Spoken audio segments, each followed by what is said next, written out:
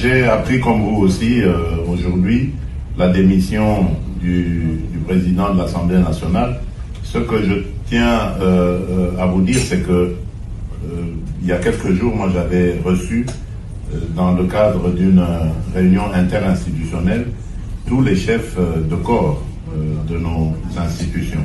Et il y avait là le président de l'Assemblée nationale, le président du Sénat, la première ministre et le président du Conseil supérieur de la magistrature. Le mot d'ordre était que la rentrée se fasse dans la sérénité, le calme du soir. Et je crois que vous avez vu les discours de rentrée, ils ont été justement dans ce sens-là.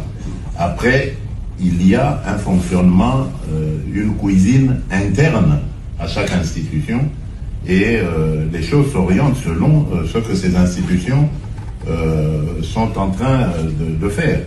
Moi, je suis le garant de la stabilité de ces institutions, mais ça ne me donne pas le droit d'aller m'immiscer dans ce qui se passe dans ces institutions. S'ils ont décidé de défier leur président, c'est leur cuisine interne. Mon rôle à moi est de voir les droits de tout le monde sont respectés et que ainsi, s'ils ont décidé de défier leur président, c'est leur cuisine interne. Mon rôle à moi est de voir les droits de tout le monde sont respectés et que l'institution elle-même, sa stabilité est sauvegardée. C'est ce qui m'importe. Quant à savoir quelles seront les relations, votre question était de savoir si nous sommes toujours alliés, partenaires, bien sûr. En tout cas, sauf si maintenant, M. Vital Kamerhe en décide autrement, mais je ne vois pas pourquoi, parce que je ne suis pas à la base justement de sa démission, ni de ses problèmes. Je ne vois pas pourquoi il va vouloir me tourner le dos. Je n'y suis pour rien. Donc, je continue à le considérer comme un allié, comme un frère, et jusqu'à ce que il en sera autrement. Mais c'est pas à moi, en tout cas, de le dire à ce stade. Merci beaucoup. Ce qu'on reproche à M. Kamerhe, il trouve que ma collègue va voter pour la présidente Bango, il peut le traiter comme il veut. Deuxième chose, mes gestions. Tolanda Kibisonabino, une plénière, il y a honte. M. Kamerhe a joué du sabato à lobby. Bazana papier, bazana bité, à Katia Parlement. On se demande du budget à Parlement. Déjà combien et qu'il n'a pas payé pour que bazanga papier, bazanga bic, à niveau à Parlement. Mais Batouana Bayoki, à lobby, ah bon? Vous avez quitté aux papier. Mais à la rentrée parlementaire de 15 septembre 2025, M. Kamerhe a demandé à tous les députés qu'en dehors de 15 000 qu'ils ont toujours touchés, il va leur ajouter 5 000 $ chacun. Allez-y comprendre. 5 000 $ fois 500 députés, vous êtes à 2 500 000 $ que M. Kamerhe voulait ajouter dans les députés nationaux. Où est-ce qu'il avait eu cet argent? L'autorité budgétaire, député, mais lui a décidé qu'il avait 2 500 000 qu'il fallait ajouter dans l'abattoir. De 3, il y a plus de 8 millions de $ Oyo Bakandi par Sénaref, Oyo compte nango et humanité na niveau de l'Assemblée nationale. Et le monsieur, je pense que tout ça, les Congolais bazali komona. Monsieur Bindoule qui est l'initiateur, il y a pétition, Azali Koye Bisabiso que monsieur Vital Kamerhe eux de mèche avec d'autres M23 au Bazali Communiste Congo. Ça, c'est sorti de la bouche de monsieur Bindoule, qui a de preuves.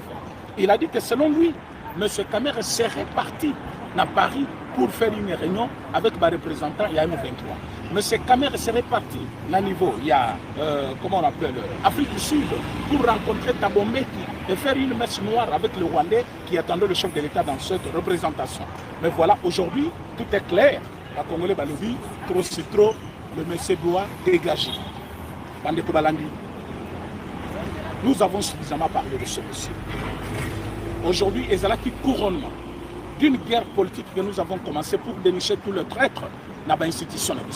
Et vous allez comprendre avec moi que le plus grand traître qui restait Nakati, il y a une institution à Bisso, et Zalaki M. Vital Kamerhe, et surtout à la tête, il y a l'Assemblée nationale, où il y a une institution, il y a monnaie, il y a Mboka Nabiso. Comment l'Assemblée nationale, ils allaient fonctionner? Il n'y a pas d'émotion d'ordre social. Ça veut dire quoi? L'Assemblée nationale va traiter. Pension, il y a pas fonctionner. Va traiter. Salaire, il y a pas. Patuyambo Kawana. L'Assemblée nationale va l'obélaka. Tout danger est pour pourquoi il s'amboka. L'Assemblée nationale va voter un budget yamboka. L'Assemblée nationale, c'est là où on voit comment le pays est géré. On sanctionne le ministre au Bazali pour gérer Mboka parce que Bango, Bazali a une mission, il y a quoi accompagner, il y a chef de l'État. Mais quand on voit que la carte, il y a Assemblée nationale, et comment il place, il y a M. Kamer Azusa Makabloko là-bas, dans la mission, il y a TikTok. Azobenga, un député là qui a un nom bizarre au milieu, aux yeux de tout le monde, juste pour faire rire l'Assemblée. La bonité qui nous récose là. Mais comment on dirait, espace moko il y a jeu. Pourquoi? Parce qu'il avait des calculs politiques. Pour lui, comme il devait être candidat en 2028, ce qui veut dire tout ce qui se passe à l'Assemblée devait être tourné sur son compte. Alors, nous avons compris que le moment est arrivé. L'émission M. Kamerhe du perchoir du bureau de l'Assemblée nationale, et c'est là qu'une façon, il y a qu'au sauver le peuple congolais. Et c'est ce que nous avons fait. Voilà pourquoi on n'a pas le temps. Il y a Kokende, Kolukalisus de gauche à droite, le monsieur Anoua d'abord, Tolukanani à Kozonga Plaswana. Mais comme il a compris qu'il va député, ils n'ont pas pris son argent. Baboy Yango. Baboy va champagne, ils ont sorti ça qui bango. Baboy va $5 000. Ouais, Zaki Toko Bengango pot de vin parce que tant que tu as la cabine, parce qu'il y a ça n'a plus de sens. Tout ce temps ici, le député va dire là, mais parce qu'il a trouvé que le député va télémélier, il a accepté d'ajouter $5 000 chacun. Je vous ai parlé de cette histoire et j'ai beaucoup insisté. M. Kamerhe n'est pas en droit de prendre la décision de payer le député national de la manière que lui-même fait. Quand vous avez dit Sabato, la veille à rentrer parlementaire, que je vais vous ajouter 5. Toi, tu deviens qui pour payer le député? Mbongo efutaka député Zambongo ya l'État avant et Samabongo et Zalaka. 3 institutions bafandaka, présidence de la République, gouvernement Bavandi, Nabino autorité budgétaire. Et vous devez choisir le montant qu'il faut payer. Le député qui sont au départ bien payés $15 000 et qui acceptent de les rajouter $5 000 chacun, ce qui fera $20 000. Alors qu'il y a les invisibles que nous ne connaissons pas. Il y a quelqu'un qui m'a dit qu'ils arriveraient jusqu'à $40 000. Je ne sais pas. Et si on peut arriver jusqu'à $40 000 chacun, chaque mois, c'est-à-dire chaque député touche $40 000 chaque mois. Ce qui est allé réellement bongo. Ce pays manque de tout. Et il y a un monsieur qui touche $40 000. Lui-même, Kamerhe qui vient de Bouton, on nous parle qu'il touchait $300 000 le mois. $300 000 le mois. Et tout ce temps qu'il a fait au Parlement, il va en avoir eu combien? Hormis ma prime, hormis ma frais d'émission, hormis Bidjazel que gérer l'Assemblée nationale, il avait assez de moyens. Il était le premier à pleurnicher devant des caméras, demandant le moyen pour acheter le papier. Je me demande si, à l'Assemblée nationale, M. Kamerhe peut acheter le papier combien de fois. Mais aujourd'hui, il y a une chose, il y a quelque chose que nous devons dire en face du monde. De part, il y a M. Kamerhe du bureau de l'Assemblée nationale, c'est un nouveau vent qui va souffler à l'Assemblée nationale. Sa démission est applaudie, alors que l'arrestation de Moutamba, c'était un deuil national. Nous avons vu des veillées de prière chez Moutamba. Mais chez lui, depuis qu'on a annoncé qu'il va être destitué, il n'y a pas eu de regret. Vous verrez que les Congolais ne regrettent de rien. Les Congolais, qui par contre, dans la joie, les Congolais ne pensaient pas qu'il y a un monsieur qu'il faut juste compatir avec lui. Pourquoi? Parce que, premièrement, son nom fait mal aux oreilles de beaucoup de personnes. Baza parmi Bato Oyo, Barigné, Namboka Oyo, pour donner du mal. La Congo, Lelo, président de la République, Félix Antoine Tshisekedi, Azali choisi comme vice-président. Il y a la 20e session, il y a l'Assemblée générale des Nations Unies. Ça n'a jamais été fait en Afrique. C'est pour la première fois. Jalousie et haine n'a pas été comme Matissaï. Mais lui, il était là parce qu'il voyait 2028. Il était en train de penser seulement comment le remplacer. Mais même si tu as besoin de remplacer quelqu'un, tu dois faciliter la gestion. L'Assemblée nationale est comme Place Matalana, Place de Tamasolo, sauf l'essentiel des Congolais. Mais je vais vous comme on dit depuis que l'équipe ce n'est pas la priorité au pays. La priorité, c'est les courants. La priorité, c'est l'eau. La priorité, c'est social du peuple congolais. Mais c'est dans cette assemblée que vous devez parler social du Congo. Depuis que vous êtes là, combien de fois vous avez parlé social? Vous avez interpellé combien de ministres avec des motions d'ordre social? Jamais. Il fallait convoquer. Directeur Yasmel, vous n'avez pourquoi la Congolais va en affronter. Vous convoquez directeur Yarigé des autres. Vous n'avez pourquoi Maïs à la Kate. Vous n'avez directeur, le ministre de transport. Pourquoi vous avez pour saluer? Le ministre intérieur, c'est votre devoir. Mais vous êtes à l'Assemblée nationale. Vous réclamez, oh non, tu as soin du côté, tu as déjà 15 000 $, tu peux te faire soigner. Un enseignant qui est payé à moins de 200 $, il se fait soigner. Mais toi, parce que tu es un député national, va foutre 15 000, va foutre d'abord, bon, c'est-à-dire, ils allaient incorporer dans le monde, et ça part, va faire ce soin au fêlé. Tout ça, ça montre combien on n'avait pas un bon président à la tête de l'Assemblée nationale, qui est d'ailleurs une deuxième institution de notre pays. À savoir, je vous ai toujours dit, nous avons le président de la République, qui est l'institution, le Parlement, une institution. Le Parlement, c'est l'ensemble de deux chambres. La chambre haute et la chambre basse, c'est-à-dire Sénat et l'autre Assemblée nationale. Vous avez le gouvernement, l'ensemble de tous les ministres, et vous avez les cours et tribunaux. Mais quand vous voyez le président de la République, il le remplit quand même pas prérogative. Mais Tatawana, Azaki Kuna, je ne sais pas, il pensait à quoi. Mais, en grosso modo, démission naïe des amis applaudi par tous les Congolais. Et comme il a démissionné, c'est parce qu'il a tout fait, il a forcé, ça n'a pas tenu. Ba député, Babo Yumbo. Merci, la député. Ba député, on a eu deux personnes qui pour nous. Les députés sont des humains qui ont aussi besoin d'agir à un moment donné. Ce n'est pas parce que M. Kabouli a dit que le député va voter que le député va voter. M. Kamera a juste compris que le député va être optimiste. Ils n'ont pas cédé ni l'intimidation, ni Nambonga Kabeli Bango, ni Oya Prometaki Bango, mais ils ont dit tu dois d'abord partir. Le pur, c'était toi, tu dois d'abord quitter. Et comme il a démissionné lui-même, chers Congolais partout dans le monde, je vous annonce qu'il a démissionné. Comme il a démissionné de lui-même, nous disons gloire à Dieu. Parce que même ceux qui jouent à voter salement, il n'y a la soninaïe. Mais il a compris que ce n'est pas bien d'attendre le jour de vote, il a démissionné de lui-même. Il n'a pas démissionné pour l'honneur, comme il dit, pour son honneur et l'honneur de l'Union sacrée. L'Union sacrée n'a plus besoin de lui. Il était à l'encontre toujours des idées de l'Union sacrée. L'Union sacrée ne lobby pas de dialogue avant les accords de Washington. Lui, il dit d'abord les dialogues. Toi, tu es d'un parti politique, tu es membre de plateformes politiques où ils allaient accompagner l'idée chef de l'État, mais aux alliés copier sa proposition qui vont à l'encontre de l'idée chef de l'État. Bakoutanina, ministre des Affaires étrangères belge, il lui dit que d'abord nous devons faire le dialogue. Il faut rencontrer le Rwandais, parler avec eux. Pendant ce temps, nous sommes au Qatar. Et je vous annonce par la même occasion qu'à niveau il y a Qatar, Amérique des États-Unis d'Amérique, a eu déjà décision à ma casse. La décision dans la lobby. La lobby, il n'y aura plus de dialogue avec le Rwandais.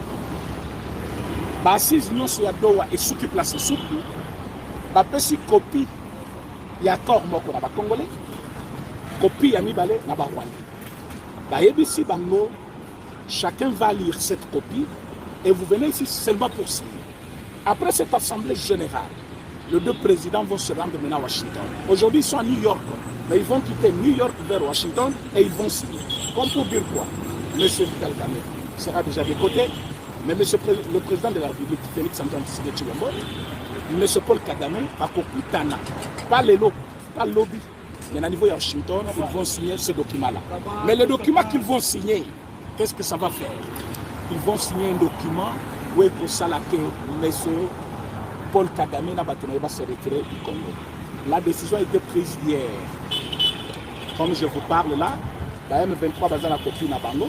C'est-à-dire au cas où ils vont résister, nous allons nous référer à cette résolution de l'ONU 2773, où ils allaient fixer modalité pratique. Il y a réinsertion. Il y a des soldats congolais, des étrangers qui c'est comme ça que ça va se faire. Donc, c'est-à-dire, nous sommes dans les bancs, assis à Qatar, n'attendez pas un dialogue encore, il n'y aura pas un dialogue. C'est-à-dire, Mangungu Nyosu, ya M. Nanga et Sukiwana. Et puis, on a un niveau du Parlement et Silipé. Dans nos minutes, nous allons faire un bon travail. Nous allons parler maintenant du développement du Congo. C'est-à-dire, Makambo Bitumba et Keina Osila. Oyoki, vice-président de l'Assemblée générale Yaoudi, c'est le président Félix Tshisekedi. Donc, tel qu'il est là-bas, il n'est pas pris en charge comme un chef d'État, mais il est pris en charge comme vice-président de l'Assemblée générale de l'ONU. C'est-à-dire, Kuna, à niveau à New York, il est à l'honneur, pas comme un président de la République, mais comme vice-président de l'Assemblée générale pour cette session Oyo Ezali 80e. Alors, allez-y comprendre comment un nabino Ezali Komatisaye, élévation en élévation. Alors, Moutoua Kiao, parce qu'il pense à 2028. 2028, les élections, chaque Congolais qui peut compétir, il peut venir. Mais ce Kamer remplit aussi des critères. Il peut venir, il peut compétir comme tout le monde. Mais le problème, c'est quoi? Même s'il faut anticiper les élections, mais on ne peut pas trahir son pays. Tu peux être là au Parlement, faire ton travail comme il le faut, et aux échéances se présenter comme candidat. Mais toi, tu vas brûler les étapes. Entre-temps, tu es président de l'Assemblée.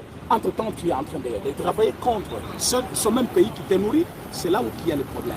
Donc, Bandeko Balandi, en bref, je voulais juste vous annoncer que ma champagne n'a au Bobombaki, c'est le jour qu'il faut mourir.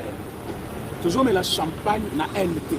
Toujours mais la champagne par amour de notre nation. Que Oignon soit contre la nation Nabiso. Et qu'Azala qui peut trahir le peuple. Et tant que vous allez découvrir tout le monde na Katia Post Azalaki, c'est une joie. Alors, tous les Congolais place Bozali, moi je vais vous montrer comment on va faire aujourd'hui. Le vendre la petite naïo, vu champagne, au tombeau, le tien à verre. Comme elle a mon invité. Moi-même, je vais le faire tout de suite. Là, je vais vous montrer une vidéo, na télévision, au Romona Yango. Pourquoi on le fait? Nous ne sommes pas contre ta mère, mais nous sommes contre position Yazouaka, toujours contre les Congolais. Quand il faut parler Congo, lui parle Rwanda. Quand il faut prendre position pour les Congolais, lui il est ailleurs. Alors on trouve que ce n'était pas quelqu'un qui était le bienvenu chez nous. Et pour ça, nous avons conclu que de Parnaïe, c'est une joie pour tous les Congolais. Donc, place à la champagne. Merci Nabao Nyons Bazali Kolanda en direct. Nakoye la bino na studio. Ah, on a une bêta moko wana parce que les amis moko la isengono. Comme ça, dans la studio pour vous expliquer de moments forts. Ouais, sali ke akoya. Ce qui a beau kende kuna izapona soni na izapona soni ya union sacrée. Parce qu'il avait forcé la main jusque hier soir. A-t-il Bili Kambali pa Kabouya. Kabouya yebisi ba député bazan hémicycle.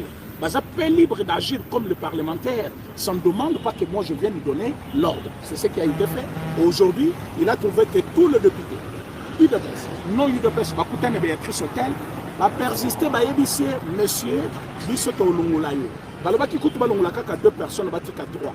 Bango yos ba député, ba crier, ba le jamais. Bango tous 5 balonga. On a épargné seulement M. Mbosso, qui préside l'Assemblée Yakala, là, M. Tchilumba qui est vice-premier président, les deux vont rester, mais tous les 5, c'est-à-dire M. Kamero, M. Polipol, M. Ndjoli, Mme Chimène et l'autre là, Kombo na Bango Bakei, et ils sont partis. Alors, les 2 membres qui sont restés, à cause de la maintenue, et on va remplacer juste ceux qui sont dessus de leur fonction, parce que de M. Yakamere, ils allaient pour entraîner tous les membres visés, c'est-à-dire Kobanga, Nani, rapporteur adjoint, questeur adjoint, Bangonyoso, Bazeliko Kemenaye. Donc pour ce moment, il faut savoir qu'il n'y a que M. Mbosso et M. Tchilumbaï au Batikali Nakatia Biro, il y a l'Assemblée nationale du Congo. Place à l'ONU, parce que demain, le chef de l'État va intervenir. Ils vont intervenir l'un après l'autre, c'est-à-dire le président américain, après le président congolais. Ils vont intervenir demain. Et nous allons vous mettre au parfum de ce qui sera dit à l'Assemblée générale de l'ONU. Mais vous devez savoir que le président est le deuxième partout où le président de l'Assemblée générale de cette session n'est pas là, c'est lui qui va présider de réunion. Alors, il va les le système va faux. Donc, donc, ça la guerre, la bantela nyoso. Donc, la guerre, la guerre diplomatique. On a ouvert le solo. Baboussouka 3 minutes. On a ouvert le solo, il y a guerre militaire dans la minute sur le terrain. Parce que, Mabitoubo, donc, on a ouvert le solo. Il y a guerre économique. L'homme fait des décisions, il y a une guerre économique. Na obete lopeli solo ya guerre médiatique. Il ne peut se vivre. On peut appeler solo la guerre médiatique. Na osuka na wana.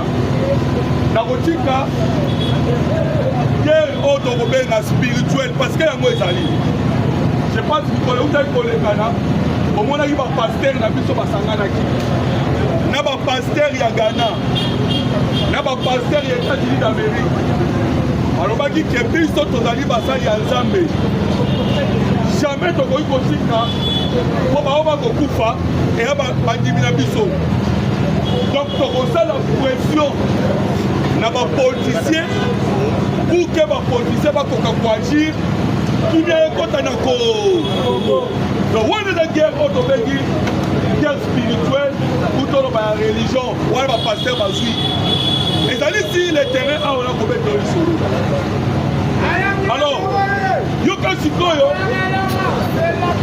nini elekani lobi na este je pense que bandeko babeteli bino lisolo na niveau ya este ba M23 bazalaki na objectif bakende Kisangani. Pourquoi Kisangani? C'est parce que bamonaki nyonso oyo basengaki mokonzi ya mboka bazwi ate eloko te. Ils ont voulu imposer le président pour toloba biso Congo po tolibere Mwanga Tutu Jadidja na bagénéraux nyonso oyo bino boyebi oyo baa batraître donc nde bazali réclamé par le Rwanda mais tellement ke toboyaki kobimisa bango mpe bake kobimisa baprisonnier na biso nyonso oyo bakangaki le FARDC oyo bazwaki en otage la police oyo bazwaki le wazalendo na bakongolais bazwaki par force babimisi bango liboso ya bakutu nde boyokaki le 7000 babengi bango bakomando. Alors comprendre pourquoi babengaki bango komando. L'objectif ezalaki nini? Kagame azwi basoda nyonso barwandais oyo bazalaki na niveau ya este akomisi bango apesi bango teni ya la police azwi sikoyo baprisonnier nde nauti oloba ba FARDC na bao nyonso tu alatisi bango sikoyo teni abibwa bakomando. Kagame azalaka na système soki obunda akoka te tellement aza moto ya makila asalaka oyo tobengi na armée débordement. Donc ti oyoki azwaki le 7000 FARDC alingi asala na bango opération ya débordement, c'est-à-dire tokende boye na nzela tokende ba FARDC bakozala ta 200 to 1000 ya te 7000 donc kende kufa soko okufa okufi. Donc asalaki de système wana. C'est pour ça okaki armée na biso ezwaki décision oyebisa bandeko nyonso bazala na otage parce que nayebi mpe bato balandaka biso de partout mpona bandeko nyonso wana na otage armée elobaki na bango boye tellement ke opretaki serment mpona mboka soki oza na embuscade ozali ya kokangama luka ndenge nini otourne munduki nao contre le roi soki moyen kokima ezali osali nini c'est ainsi que le FARDC amatisaki sukoni amatisi drone wana ezalaki na objectif ya kobombarde bapasi na bango nyonso de sorte ke baaffaiblir bango. Kobombardaki na Walikale oye kobombarde na Masisi. Alors comprenez que Kagame ti lelo tokoloba parce que bandeko bamonaka Goma, c'est vrai Goma ezalaki une grande ville, bamonaka Bukavu mpe ezalaki une grande ville, maintenant Goma na Bukavu ezali baville oyo etalani boye na Rwanda. Kagame ezokopesi Goma oyo azwi na Bukavu oya so na Nord Kivu okutaki bazali kaka na 3 territoires. Tous les autres territoires yana maboko ya FARDC. Na Sud Kivu kutu bana eloko malunga te. Donc les FARDC ont répondu na yango. Mais si on l'a dit bien, au commande que Kagame azali neutralisé na niveau ya diplomatie. Même quand sinon c'est dans le niveau ya guerre. Mais na niveau ya diplomatie azali déjà neutralisé.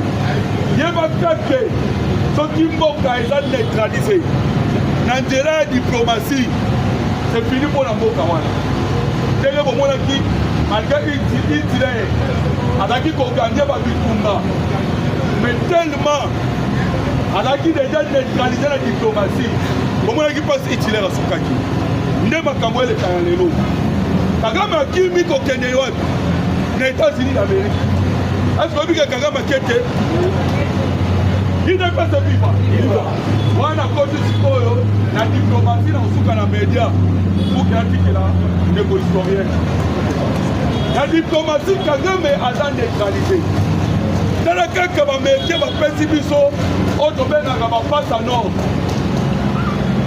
bapesi biso tozwi place na haut commissariat droit de l'homme ya ONU sommet utaki koleka na lobi tozwi mpe place lokola vice-président ya assemblée générale ya Nations Unies koye kozwa mpe sous place na conseil de sécurité lokola membre non permanent donc omoni ke tokangi deya bakwe nyonso na niveau ya diplomatie nana mama mwikaka na kaka diplomate na carrière mais là il est bon est-ce que tokolo beta mokonda mboka maboko c'est pour la première fois omona LDC akanga bakwe nyonso wana ezali bapase oyo tozwi yoka sikoyo ona explike o ndenge ekolekana na haut commissariat ya droit de l'homme parce que ezalaka lié na ONU je pense que bolandaki conférence eutaki kosalama balobelaki ka Congo bande bandeti suka et le président de la République mpe alobaki bino au commissariat ya droit de l'homme boyebi bino moko bomoni na miso na bino ndenge Kagame asali oyo tobengaka nettoyage ethnique anettoye babembe je pense que boyebi babembe anettoye à peu près 4 ethnies babembe bahutu na bandeko mosusu donc 4 ethnies alors bino bo reconnaître génocide congolais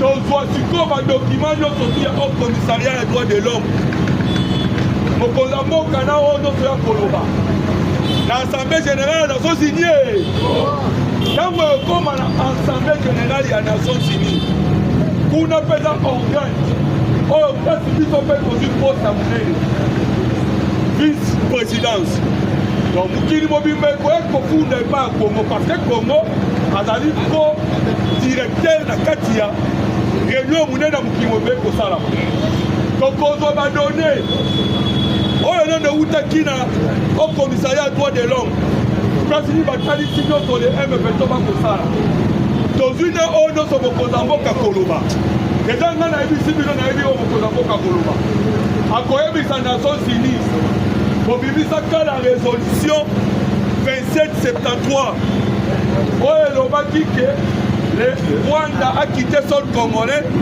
ba M23 balongola administration parallèle alors namoni mpe bosali na bino eloko te awa nga naokika naokebeta napesi bino kaka 3 mois je pense 3 mois parce que ndenge toza na septembre tokotangaka na octobre novembre décembre na janvier mbala moko soki baagir te ya na janvier biso tozoya déjà comme membre non permanent na niveau ya conseil de sécurité kuna nde baso ezala na niveau wana nde bokomona sikoyo le Rwanda kozala frappé comme esengeli wana tokoloba frappe diplomatique mais déjà na niveau ya assemblée générale ya Nations Unies ya tosiko neutraliser le Rwanda alors na katisi na guerre moko il ne peut se vivre oyebi nini mokili bakilisaka ngo na opinion na maloba lelo oyo soki UDPS ekomi na pouvoir c'est grâce ya communication oyo kondo Etienne Tshisekedi atikaki tobengaka de bouche à l'oreille voilà pourquoi lelo oyo opposition okokake biso tozalaki soki tosala marche tellement que parlement debu toyebanaka bato bazalaki makasi ezalaki biso parlement soki toyei kobota bana na biso ya diprobe soki tokani tosala marche tokopanda na biso ipoesi kana bazalaki oloba o 5 so bomoni 5 personnes panza mais tozali kosala baso ndenge toyebanaki deja yo katia boye tokutana boye so naaleka bona mona historie nga naaleka ye mais ayebi mpasi tokende voilà pourquoi toneutralisaka bango c'est la force de l'IDPS ezalaki communication c'est ça même cette guerre oyo tokobenga guerre médiatique wana autaki kolela na conseil de sécurité alobi boye bato wana ya IDPS bazali makasi na désinformation mais so balobi bato wana baa makasi na désinformation bazomona parti nini bazomona nani bacommunicateur ya IDPS nde baomona mais lelo oyo Rwanda leli mpona likambo etali communication ya IDPS Rwanda leli mais ndenge nini Rwanda alela ebino bokomi kokanga mpe lisusu bacommunicateur yango nauti koyoka chinois alobi awa ono basomaka te okoki kosome les communicateurs ya IDPS biso na IDPS totelemelaki oyo tokobenga oyo liberté d'expression ezali Tshisekedi atakisaki biso kobanga te alors ntango babandi kokanga moto ya IDPS bakangi communicateur ya IDPS ntango bakokanga message eza nini boloba esu te boloba esu te parce que nde toza boye lobi kokamwa te so oyoki mpe moloto okamwa te po ntango mutu akominike aoza kosala erreur te ntango nde tolobaka boye okosala erreur te osala erreur toyoka kutu Vital Kamerhe na Pelchoir o 318 personnes bakufa ti lelo bomona bibembango bakanga ye kende na prison lukata mutu ape perde aza te mais ndenge nini bakomi kokanga bato ya IDPS donc le président tala bien mais nayebisa bino nainforme bino lelo oyo baennemi ya bato ya IDPS ekomaka mpe bato ya IDPS mosusu je vous l'ai dit et surtout baoyo bazwi opportunité bakomi kolia tellement azolia déjà avandi quelque part oyebi ke kolia elinga bakreye le terre tellement azolia avandi quelque part ayebi ke ndenge nakoyiba to nakolia oyo nakombata IDPS baa balesele oyo babangaka te les autres bakobanga bakokwa azolia akolinga basimba kasaka te soki olandi bien nakokangama ya Messi naosite wana nakokangama ya Messi soki olandi bien okomonaka ombo ya bato ya IDPS mosusu bazali na nsima epuis eloko toregrete eza nini façon baakangela Messi le poids criminel epuis moto aparti au pouvoir d'abord akima nanu wapi to bapesaki invitation alinga ya toilette bokanga moto le poids criminel et puis non c'est vraiment le poids criminel ekangeli bakangeli Messi nayebisa bino akobosana yango te ti akokufa akobosana yango te après pouvoir na biso oke kosimba papa bokilo po mutu oyo aza na balere eza papa bokilo na me bokei bokangi papa bokilo na ntango alali pongi oye boenseke ndako wana okobela témoignage ya mwasi nde mutu atémoigne ali botoki ye boye nete pa Messi wana nde vraimen ndenge esengeli kosala na bacongolais et surtout bacombattant la façon ya kohumilie bango yango oyo alors bofuta biso yango wana kolemba te parce que la décision tozwa ya koloba ezali mpona mboka Je pense que Mokozamboka Koyoka Biso, façon on va commis au traité Biso, et ça a monté. Je vous remercie.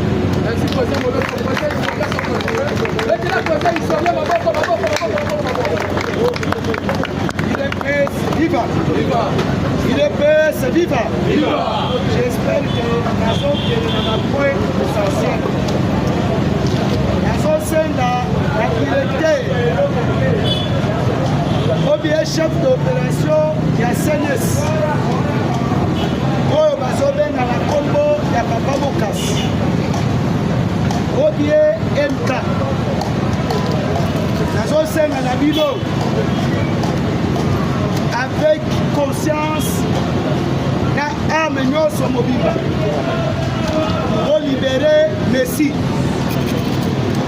Na pesi bino injonction te, mais na sengi na bino otala combat oyo biso tobundi, otala bitumba oyo biso tobundi. Époque ya PPRD, époque ya Mobutu. Abandaki kokangisa biso